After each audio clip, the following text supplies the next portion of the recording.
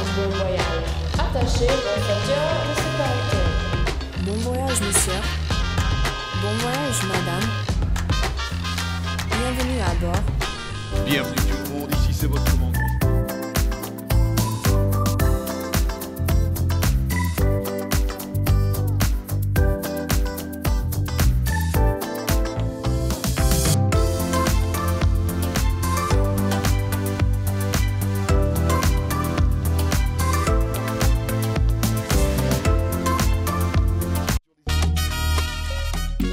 Et voilà les amis, c'est de la bonne musique ce soir. Vous écoutez RM Show, une émission de VO Afrique en direct de Washington, la capitale américaine. Ici, c'est votre commandant de bord, Roger Muntu, la voix de l'Amérique. Un grand plaisir de vous savoir nombreux à nous capter ce soir. C'est le week-end et bien sûr, qui dit le week-end dit Island Music aujourd'hui, vendredi. Et n'oubliez surtout pas que c'est cette journée internationale de la presse et on en parle aujourd'hui parce qu'on aura des invités. Notre collègue d'ailleurs, Georges sera là avec nous. Et bien sûr, Kerwin Maïzo sera notre invité aussi, pourquoi pas, pour en parler. Très très important et on verra comment la crise environnementale et l'urgence même du journalisme en 2024, cette journée mondiale de la liberté de la presse sera consacrée à l'importance du journalisme et de la liberté d'expression dans le contexte de la crise environnementale mondiale actuelle. Donc si vous avez des questions, n'hésitez surtout pas, c'est au +1 703 350 37 31 pour participer à cette émission, comme vous le faites si bien, comme vous le faites chaque soir entre 20h à 21h, temps universel. Mais d'abord, les bonnes choses. Les bonnes choses, vous savez, c'est quand on a toujours des invités dans cette émission. Donc, on passe à notre invitée de ce soir. Elle est venue par accident dans RM Show. On n'était pas censé être avec nous dans RM Show. Mais elle est là avec nous. Elle est tellement spéciale parce qu'elle a son univers. On va entrer dans son univers un peu captivant.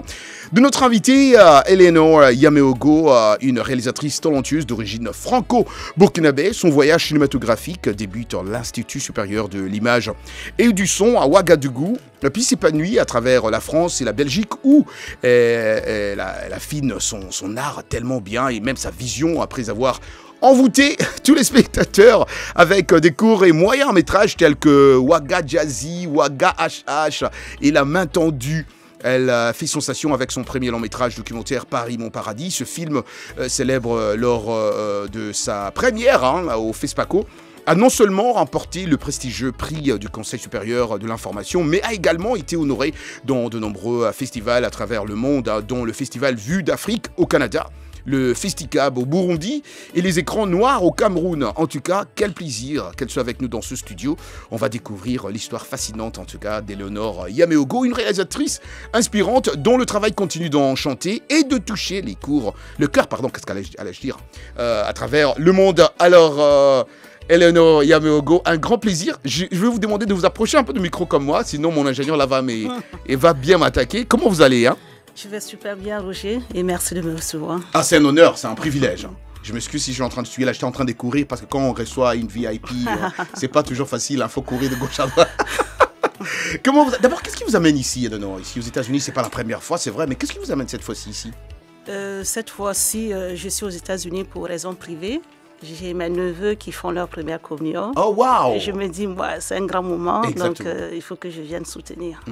Un grand moment, mais pour nous, c'est une opportunité aussi de vous avoir ici sur VO Afrique. Un grand plaisir en tout cas. Et on sait qu'on pouvait toujours vous avoir de Paris, mais être avec nous en direct, c'est la première fois dans les locaux de VOA, n'est-ce pas? Oui, c'est la première fois. Je pense qu'il y a 2 ans, on avait tenté, mais pour plusieurs raisons, on n'avait pas pu le faire. Ouais.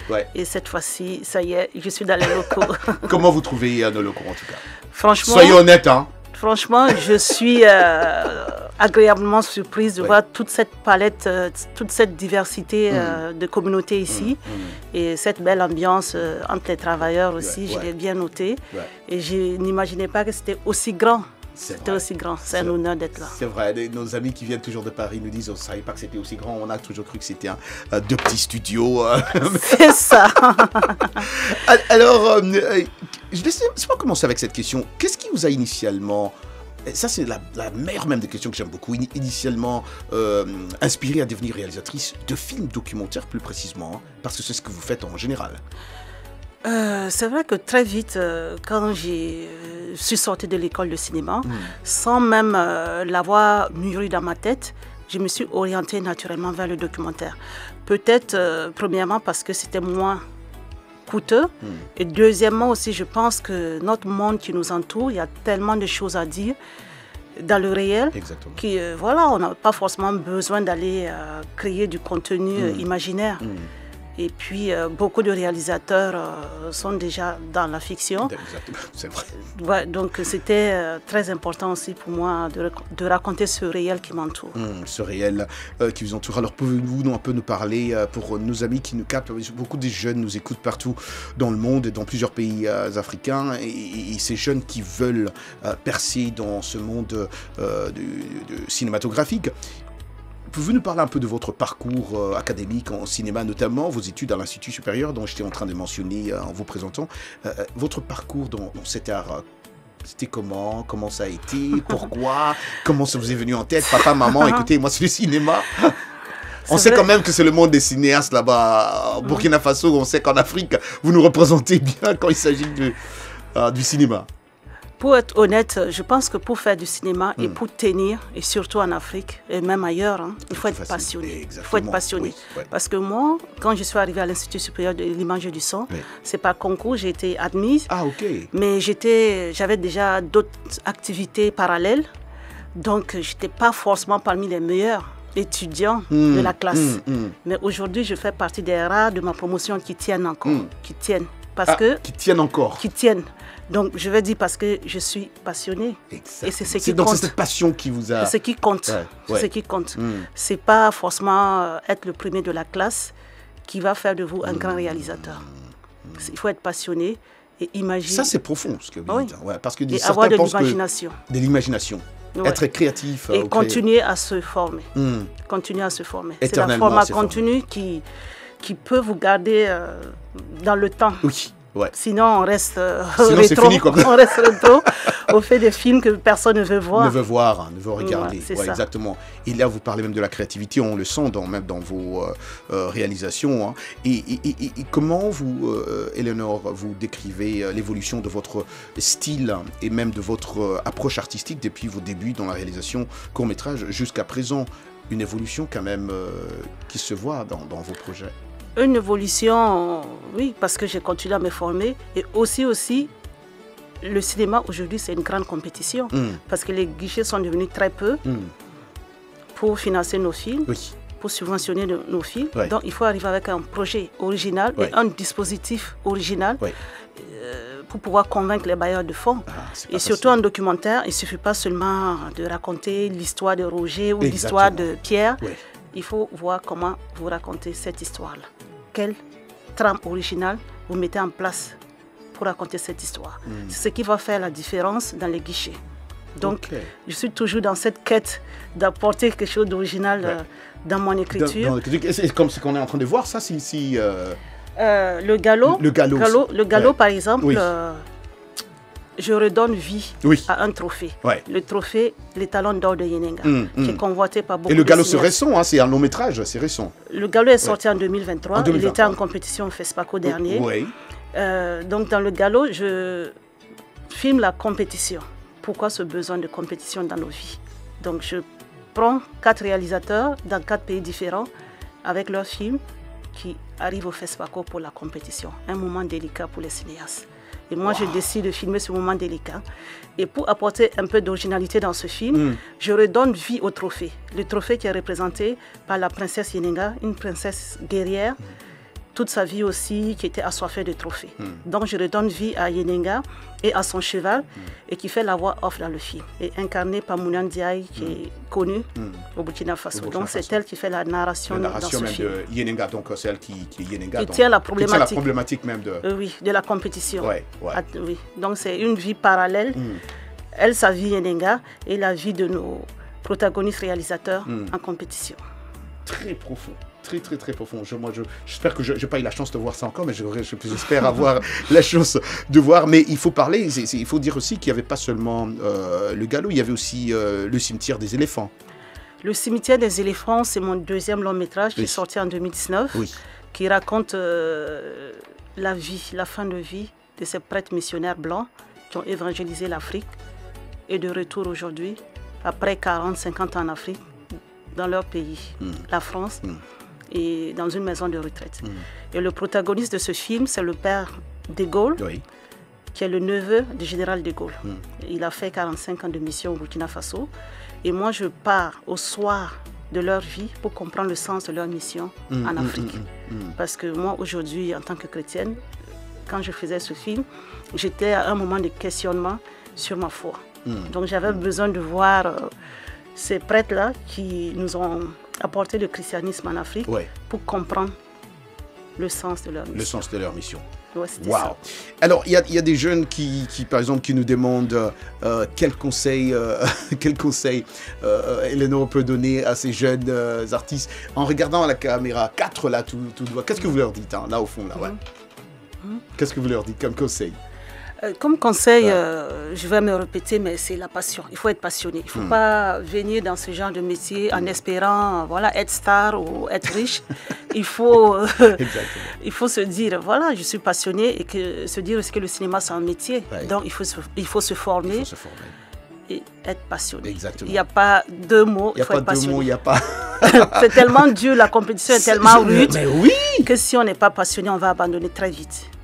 Donc si la passion n'est pas là, vous pouvez faire tout ce que vous voulez? Non. On peut être créatif, mais si on n'est pas passionné, il y a des bons scénarios aujourd'hui qui dorment dans des tiroirs. Ça, c'est connu. Donc c'est la passion qui va vous amener sur le terrain, pour vous battre, pour pouvoir donner vie au projet. C'est ça. Donc pour chaque film, c'est une lutte. Pour chaque film, une lutte. En tout cas, on le comprend trop bien. Mais en parlant aussi des défis, Eleanor Yameogo, il y a aussi le côté money, finance, hein, pour les réalisateurs en Afrique. Comme vous l'avez dit au début, c'est pas du tout facile pour les réalisateurs africains. Ils ont toujours beaucoup de défis aussi à conquérir, je sais pas moi, mais quand on parle même de ces jeunes qui veulent se lancer dans cette carrière cinématographique, ils reviennent toujours, le côté financier revient toujours, il n'y a pas des bailleurs de fonds pour des projets, il n'y a pas toujours ce genre de problème. Je ne sais pas si vous avez eu la chance, avec tous vos projets, peut-être nous conseiller comment Roger Montou peut aussi aller trouver de l'argent, faire son petit documentaire. Mais c'est pas du tout facile, n'est-ce pas? C'est pas du tout facile. Parce que surtout l'Afrique francophone. Oui. L'Afrique francophone, on a hérité un peu du système français où notre cinéma est un cinéma subventionné. Et quand le cinéma est subventionné, peut-être on ne rentre pas dans un circuit où on devient en quête de pouvoir rentabiliser son projet. Voilà, parce que c'est un film qui a été subventionné par telle ou telle structure. Exactement. Donc le but, c'est de pouvoir faire le tour des festivals. Et finalement, on n'en vit pas. Nous revenons dans un instant. Restez avec nous, Eleanor Yameogo. Nous revenons, on va prendre un petit break. Nous revenons pour continuer à discuter avec notre invité, mais aussi on va parler cette journée internationale de la presse, Freedom of Press, avec Georges Léonard Sagnon et Jean-Louis Bafema. Jobless. Peace Africa.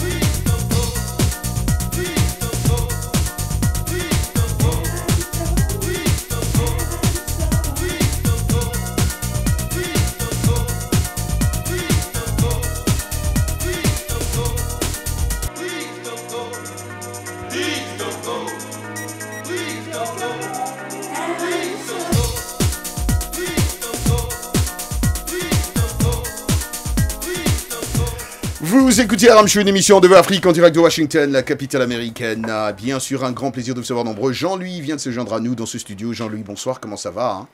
Est-ce que Jean-Louis est là? Le micro de Jean-Louis. Bonsoir, Roger. Mais tu es en train de courir comme même malade, comme moi. Je disais à notre invité, d'abord on applaudit pour notre invité, tu sais ce qu'on fait. On n'a pas applaudi pour notre invité ici. Hein, on a l'habitude de le faire, je t'ai cherché, je ne pouvais pas applaudir seul. Mais je te dis, non, mais c'est vrai, c'est pas possible. On court comme des malades aujourd'hui. 4 mains pour applaudir. Ça c'est sûr. Mais vraiment, Jean-Louis, on est là. On va parler de cette journée internationale, de Freedom de Press. C'est très important avec nos collègues qui sont avec nous. Mais d'abord, nous avons notre invité que vous avez, je sais que vous êtes en bas en train de tout préparé, mais Voilà. tu as aussi suivi qui elle est. Je te laisse aussi poser une question. Ah ouais, on spot. Attends, c'est vrai, tu me mets vraiment. Mais sur le attends, spot. tu sais Ouais. qui elle est. Ah, bien sûr. Tu sais ce qu'elle fait. Ah, bien Et sûr. alors, donc tu peux pas dire une question. Non, c'est vrai, mais bon, tu me prends à pied court. Non, mais, pas toi. ouais. Toi, tu as toujours des questions. Toi, pas toi en tout cas. Non, mais moi, je veux savoir, par exemple, est-ce qu'il y a quelque chose que vous faites pour les femmes? C'est-à-dire, comment est-ce que vous trouvez un moyen de les encourager à se mettre sur le chemin que vous avez choisi? Parce que, bon, il faut dire qu'il y a beaucoup de réalisateurs, mais des réalisatrices, quand il y en a, on les remarque parce qu'il n'y en a pas beaucoup. Qu'est-ce que vous dites pour encourager les autres filles qui voudraient pas seulement être du côté d'être actrice, mais aussi être réalisatrice et ouais, créatrice d'idées, etc. C'est vrai que, en tout cas, pour dans le monde, Même pas seulement en Afrique, dans le monde. oui, Dans le monde, c'est vrai. dans le monde, on voit très peu de femmes C'est vrai, dans c'est le vrai. cinéma. Ouais. Peut-être, voilà, souvent, nous les femmes, on a besoin de lumière. Donc la plupart des femmes qui ont ce rêve cinématographique se dirigent souvent vers la comédie ou être actrice ou autre pour être à la lumière. Donc on se retrouve avec très peu de femmes derrière la caméra. Derrière la caméra. Mais de nos jours, surtout en Afrique subsaharienne, on trouve de plus en plus de femmes qui s'intéressent, et surtout dans le documentaire. Quand on prend le cas du Burkina Faso, du Sénégal et du Mali, il y a beaucoup de jeunes femmes Oui, oui, dans le documentaire. C'est vrai. Donc, c'est en train de venir. Ouais, Donc, c'est en Donc train ça, de c'est venir. vrai. Nous, on a notre in-house Nous prions. réalisatrice ici, Blanche Sano, Ah. qui est derrière là-bas. Elle, ouais. Donc, hein, Blanche Chenou qui connaît très bien Oui, Eleonore il y a- aussi, oui. bien sûr. il n'y a pas deux comme ça. Eleonore Yabeogo, en parlant des défis, on était en train d'en parler en première partie. Quels défis vous avez rencontrés lors de la réalisation de votre série documentaire de l'autre côté des rives sur la diaspora burkinabé en Occident? ah oui, faire un film, c'est vraiment un défi. Vous avez Défi, bien hein? trouvé le Ah oui. mot. Ah ouais. Et moi qui arrive, surtout j'ai tourné l'année passée aux États-Unis, j'arrive avec mon sac au dos. Je ne connais pas vraiment les États-Unis, même si j'étais déjà venue 2 fois. Et pour des raisons économiques, il fallait recruter des techniciens sur place. Donc déjà, trouver des techniciens qui connaissent un peu le monde des Burkinabés et en plus professionnels, c'était compliqué. Parce que, bon, vu comment c'est fait, la plupart ont d'autres boulots. Donc, ce n'est pas une formation qui reste d'actualité. Les compétences, je vais dire. Donc, j'ai eu du mal même déjà à trouver les techniciens compétents et après aussi rencontrer les bonnes personnes pour figurer dans le film. Mais c'est un défi que j'ai relevé. Ça n'a pas été évident. Ah, pas du tout. Et puis surtout aussi souvent, en tant que femme, on se retrouve avec des techniciens hommes. Donc, on est obligé de s'imposer en tant que femme et surtout aussi en tant que noire. Sinon, les autres, ils font le film à votre place. Ouais. Donc, Ouais. c'est un défi. C'est un défi, c'est pas C'est du vrai, tout. c'est pas évident. Hein, c'est vrai. C'est pas De- évident. De prime abord, comme ça. Ouais. Moi, j'en ai vu des exemples. Une femme, on dit qu'elle est pilote de ligne, d'un avion de ligne. Et alors, tout le monde était. Oui, au début, elle dit que c'était difficile de se faire accepter, mais après, oui. Quand Oui. elle a montré qu'elle était capable, c'est vrai, ce n'est pas toujours évident. C'est pas toujours Ouais. évident. Et en parlant des documentaires, en tant que réalisatrice que vous êtes, quelles sont les principales thématiques ou questions sociales que vous cherchez à explorer à travers vos documentaires en général, hein? C'est vrai que c'est pas prédéfini. C'est des moments précis comme ça où quelque chose vient me piquer, me tourne dans la tête et je commence à réfléchir. Je réfléchis et puis automatiquement, finalement ouais. ça me donne des visions et je commence à écrire. Donc pour mon prochain film, c'est parti d'un choc. Comment j'ai été accueillie à l'aéroport de Casablanca.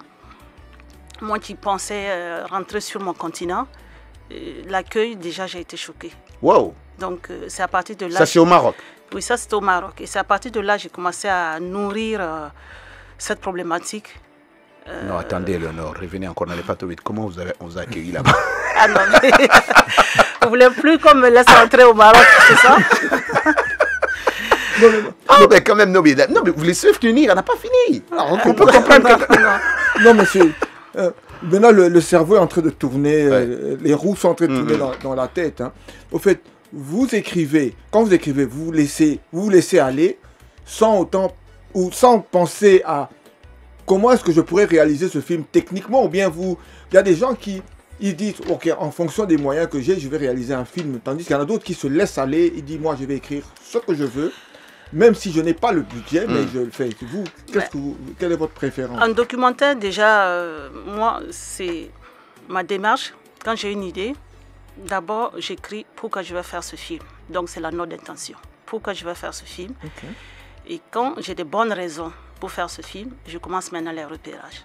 Et après les repérages, j'écris maintenant la note de réalisation. Comment je vais réaliser ce film? Quelle est la part artistique et technique que je veux innover dans ce film? Donc, c'est comme ça que je fonctionne. Et après, la partie la plus compliquée, c'est de décrocher un producteur. Ah, ça, c'est vrai. Ça, c'est vraiment ça ce qui doit être un problème. C'est ça. Et il doit y avoir du secret aussi là-dessus. En tout cas, merci infiniment. Avant de vous laisser partir quand même, Éléonore Yaméogo, est-ce que vous connaissez la dame qu'on appelle Blanche Sanou? Blanche Sanou et moi, nous avions fait la même classe. Nous étions sur les bancs à l'Institut supérieur de l'image et du son. Donc nous sommes de la première promotion de cette école étatique au Burkina Faso. Ah bon? Donc elle a quand même... Donc quand elle nous dit qu'elle a été à cette école-là, c'est vrai, parce que nous, on ne l'a jamais cru. Elle disait qu'elle était première de classe, non? Non, Éléonore m'a déjà dit première, là, ça n'a rien à voir. On nous a bien éduqués, ils doivent aussi. Mais alors, quel secret là, Blanche Sanou? Moi, je pense que Blanche, c'est la combativité. Elle a toujours été passionnée depuis l'école. Quand elle arrive comme ça, avec sa petite taille, on peut la sous-estimer, mais c'est une boule de nerfs. Est-ce qu'on peut applaudir? Non, c'est vrai, ça c'est vrai. Parce que ici, vous avez dit exactement ce qu'on dit ici. Ouais, ici, on l'a surnommé Général. Ah, c'est une boule de nerfs. Oui, elle a toujours été comme ça. Général. Oui, c'est ça. Alors, la première fois qu'on l'amène ici à VOA, elle est engagée. C'est elle qui doit produire une émission, vous et nous, télé, moi et ma collègue Anastasie Tudiesh. On est là, bon, moi et Anna, nous sommes des stars, on se prépare, bien l'habiller, tout ça. On nous dit c'est elle qui va venir réaliser l'émission. Elle arrive là, qu'est-ce que vous faites là? Allez, toi, mets-toi là. On se regarde avec Anastasie, on dit, qui c'est ça? On dit, venez ici, j'ai pas le temps, mettez-vous là. Je dis, on dit là, on blague. C'est ce qu'on a compris avec elle, c'était... C'est ça. Ouais. 17 ans après, je la retrouve ici. Et 17 ans après? Oui, aujourd'hui on se revoit et c'est une fierté de la voir là. C'est une fierté. Ça prouve que voilà. Non, c'est vraiment une fierté. Et elle, le travail était bien fait. Arzouma Aimé, que vous connaissez aussi ici, c'est la fierté burkinabé qu'on a ici. La fierté, c'est ma promotion. On ne pouvait pas s'imaginer un jour se retrouver de l'autre côté des rives. Exactement. Et sur une chaîne de télé comme ça. Waouh, le monde est petit, comme on dit. C'est vrai. Éléonore Yaméogo, je rappelle que vous êtes réalisatrice d'origine franco-burkinabé. Merci infiniment de nous avoir visités ici et d'assister dans cette émission RM Show. En tout cas, bonne chance à vous. Moi, j'attends seulement le prochain documentaire. Mais on va essayer de regarder aussi déjà ce que vous avez aussi fait, avoir le temps ce week-end, surtout comme c'est le week-end qui commence. Ça va nous faire plaisir. Merci infiniment. Merci, c'était un plaisir. Super. La musique continue.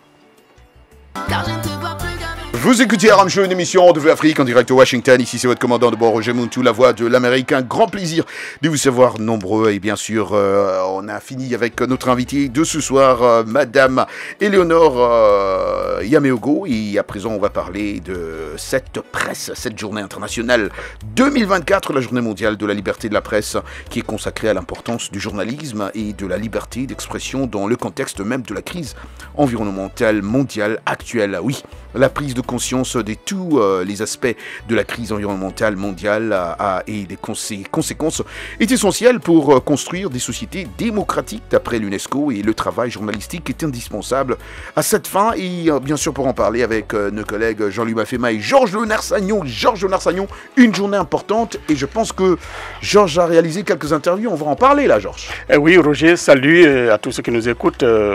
Happy Freedom Day. That's right. You. Thank you. La liberté n'est jamais acquise. Hein. C'est une lutte qu'il faut mener à chaque instant de la vie. Et donc, à cette occasion-là, on a quand même recueilli quelques réactions de nos confrères. Et on va commencer par Marcel Zoumenou, qui nous a bien parlé à partir de Cotonou au Bénin. Super. La presse ménoise se porte très mal. Elle se porte très mal. Pourquoi et comment? Elle se porte très mal parce que d'abord, le premier élément sur lequel je me base pour le dire, c'est le classement de RSF. De 2016 à 2023, on est passé de la 118e place à la 112e place. Donc un recul de près de 34 places. Et je dois dire que ce recul est le recul le plus grand que nous avons eu en 8 ans depuis 1991 pour le Bénin est devenu un pays démocratique. Et je rappelle qu'en 2005, le Bénin était le premier pays en Afrique en matière de liberté de presse, 26e dans le monde et premier en Afrique en matière de liberté. Et ça, c'est de lointains souvenirs. Qu'est-ce qui explique ces reculs selon vous? Qu'est-ce qui explique ces reculs qu'on a ces derniers temps-ci? C'est lié à la politique du gouvernement actuel vis-à-vis du secteur des médias. Le premier indice de cette politique, c'est que tous les journalistes vivent comme des prisonniers ambulants. Tout au moins les journalistes qui osent dire des choses qui gênent sont automatiquement poursuivis, arrêtés. J'étais en prison et après il faut la pression internationale pour que le gouvernement puisse les relâcher. Et là... Oui, voilà, on écoutait notre confrère donc Marcel Zoumenou qui nous parlait depuis Cotonou au Bénin. Roger, à présent, on va écouter quand même Serge Mavungu qui est de Kinshasa, du journal Opinion Info. Bonjour aux auditeurs de La Voix de l'Amérique. À mon avis, la presse en République démocratique du Congo se meurt.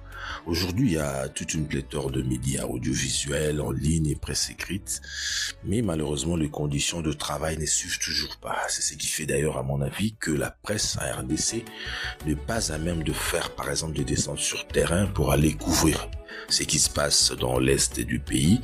Limitée, elle se rabat aux médias internationaux. Oui, il est vrai qu'à ce sujet, le pouvoir met à la disposition de la presse, quelquefois bien entendu, certaines informations qui, à mon sens, ne sont pas suffisantes. Au-delà des conditions de travail évoquées, il y a aussi cette épineuse question d'accès à l'information publique qui est un véritable calvaire pour la presse en RDC. On se demande la presse qui est la première, le premier pouvoir, ou disons la première institution qui dénonce certains maux qui se passent dans la société, mais elle-même, elle est incapable de dénoncer ses conditions de travail. Bongo, Mbote Papa. Alors Roger, à présent, on fait un tour du côté de Conakry pour écouter le président du syndicat de la presse, Sékou Jamal Diallo. La presse guinéenne se porte très mal parce que nous sommes dans un contexte où il y a eu le brouillage des radios depuis 6 mois, le retrait des chaînes de télé, des bouquets de distribution comme Canal+. Nous sommes dans ça depuis 6 mois maintenant. Conséquence, c'est que certains médias, en tout cas les médias concernés, étaient obligés d'envoyer une bonne partie du personnel en congé technique. Et nous sommes aujourd'hui à plus de 500 employés à Conakry à l'intérieur du pays qui se retrouvent au chômage technique. C'est dire que la situation est très grave ici, sans compter que beaucoup d'autres actes d'atteinte à la liberté de la presse ont été enregistrés au cours de l'année. Donc pour répondre à votre question de façon concrète, c'est que la presse guinéenne se porte très mal. Que faites-vous pour changer la situation? Bon, nous avons fait beaucoup de choses. Dans un premier temps, des alertes, des courriers, des rencontres avec les autorités, ça n'a pas marché. Nous avons, au niveau du syndicat, organisé une manifestation qui a conduit à mon arrestation. J'ai fait 1 mois et 10 jours en prison et je suis revenu. Mais puisqu'on a une mission qui nous a été confiée par la corporation, on ne peut pas lâcher. Nous avons continué des démarches. Beaucoup d'autres nous ont dit de réessayer encore pour voir ce que ça va donner avant toute action de terrain. Ce fait que j'ai pu rencontrer le ministre de l'Information et de la Communication. Nous avons eu une autre rencontre dans le cadre du mouvement syndical guinéen de façon globale avec le ministre en charge du travail et de la fonction publique. Et nous avons tout récemment écrit au président de la transition pour une demande d'audience parce que le constat est que la plupart des autorités concernées sont dépassées par la situation. On se dit désormais, c'est lui qui puisse débloquer la situation parce que ni le Premier ministre, encore moins les ministres sectoriels, personne n'a pu trouver une solution. Alors, ok. Ah ouais, merci voilà. En tout cas, Georges. C'est ici. Mais oui, c'est bien de prendre un peu de partout. Sékou Jamal, oui. Ouais. Merci à Jean-Louis qui a fait un travail encore robuste comme toujours. C'est un titan.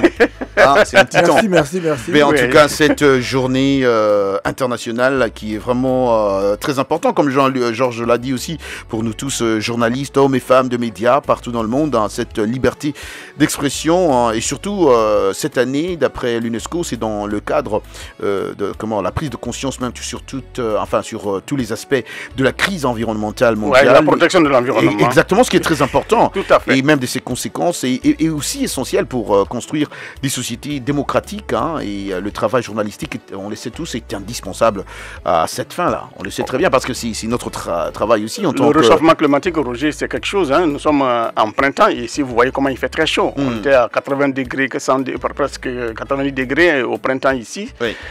Fahrenheit, c'est qui fait à peu près, je ne sais pas, 35 dans les 28. Exactement. C'est trop chaud. C'est trop chaud. Donc, c'est important c'est notre de rappeler, responsabilité aussi. Voilà. C'est aussi très important pour nous de nous rappeler, de nous sensibiliser. Voilà. D'en parler. J'ai une question pour vous deux. Ouais, avant comme je disais, on recevra d'abord Kerwin parce qu'il est déjà en ligne. Ah oui, Kerwin c'est ça. Et puis comme ça, on ne va pas poser. Kerwin peut répondre. Kerwin prend toutes les questions. Il n'a peur de rien. N'est-ce pas, Kerwin? Est-ce que je mentis? Maïzo. Est-ce que Maïzo a peur? Maïzo n'a peur. Bonjour Roger, bonjour à tous. Je suis désolé, j'ai deux téléphones. Mais j'ai un message sur un autre et puis j'attendais l'appel sur un autre. Donc, j'attendais l'appel sur le téléphone qu'on m'avait contacté avant et on m'a appelé sur l'autre, j'ai pas vu. Voilà, moi j'ai dit à Georges, j'ai dit Kerwin, c'est pas comme toi et moi. Lui, il a même dit téléphone, il est content. Et il voulait pas me croire. Au nom de la liberté d'expression, pour avoir beaucoup de téléphones pour beaucoup parler. Tout à fait. C'est bien dit, Kerwin. Ça, c'est très bien. Kerwin, on parle de cette journée internationale, liberté de la presse. Comment les journalistes peuvent-ils contribuer, on le disait tantôt avec Georges et Jean-Louis, pouvons-nous, vous et nous, partout dans le monde aussi, sensibiliser le public aux enjeux environnementaux actuels, comme Georges le disait? Normalement, les journalistes, c'est comme une torche, c'est un éclaireur. L'homme qui informe, l'homme qui cherche les infos, les traite et les transmet à la population. Alors, nous avons un enjeu très important, c'est le changement climatique qui provoque des désagréments énormes à travers le monde. Si les journalistes n'utilisent pas son micro pour informer, pour éduquer, en journalisme on dit les faits sont sacrés, mais les commentaires sont libres. Alors, il faut que les journalistes se servent de son micro, que ce soit un micro qui apporte la lumière, parce que la lumière apporte le développement. Et on ne peut pas avoir de démocratie sans développement.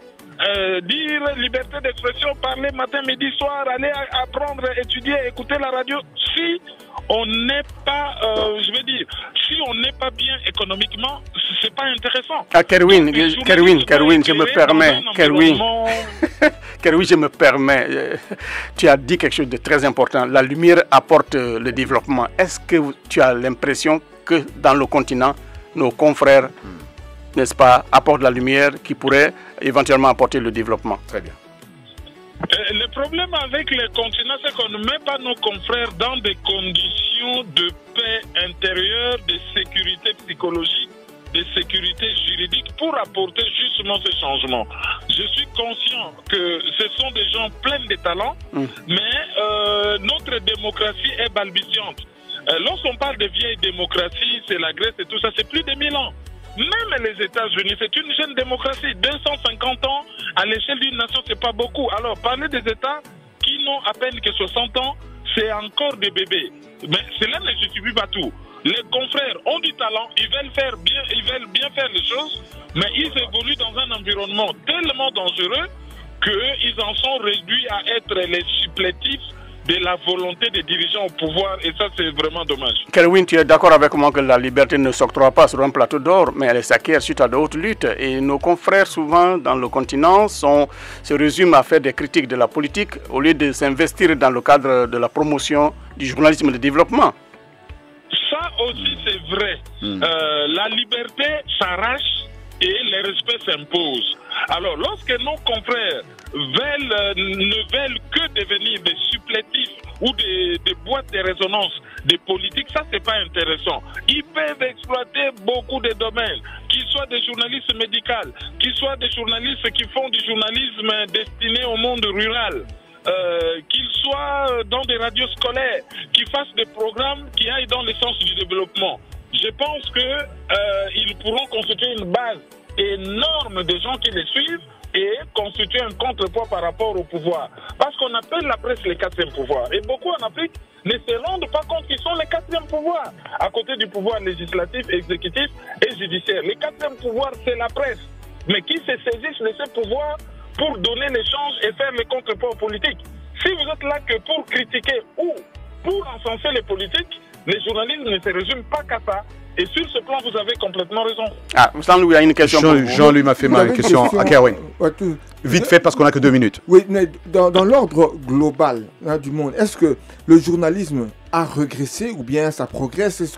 Quel est votre sentiment à vous personnellement, à Roger, le journalisme a progressé parce qu'il y a les nouvelles technologies qui ont démocratisé l'information. Avant, c'était X a dit, CNN a dit, telle radio a dit. Maintenant, ces radios ont comme concurrence les réseaux sociaux. Bon, c'est encore désordonné au niveau des réseaux sociaux, mais on ne peut plus mentir au monde, ni avoir le monopole de la vérité, parce qu'il y a des fact-checkers au niveau des réseaux sociaux. C'est la pratique qui a évolué par rapport à ce que provoquent les réseaux sociaux. Mais est-ce que ça ne conduit pas, vous savez, l'irritation des politiques, alors qui mène à commencer à vraiment maltraiter les journalistes? Parce non, que Kerwin l'a dit, hein, il y a des dérapages, mais c'est à nous de créer, de réguler. Voilà. Exactement. C'est à nous de réguler, Roger. De réguler. Kerwin Maïzo, le temps nous fait défaut, mais merci beaucoup à Kerwin pour le temps que vous avez accordé. Malheureusement, Georges ici ne savait pas quel téléphone utiliser. Il appelait...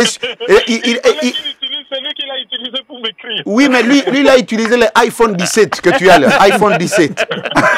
Non, je voulais avoir les meilleurs sons pour la voix de l'Amérique. Exactement. J'étais très concentré sur ce téléphone et j'ai mis l'autre sous silencieux pour que ça ne nous dérange pas. Et c'est là où on m'a appelé. Effectivement, on doit dire merci à Michel Joseph qui n'a pas cessé d'essayer de vous avoir en tout cas.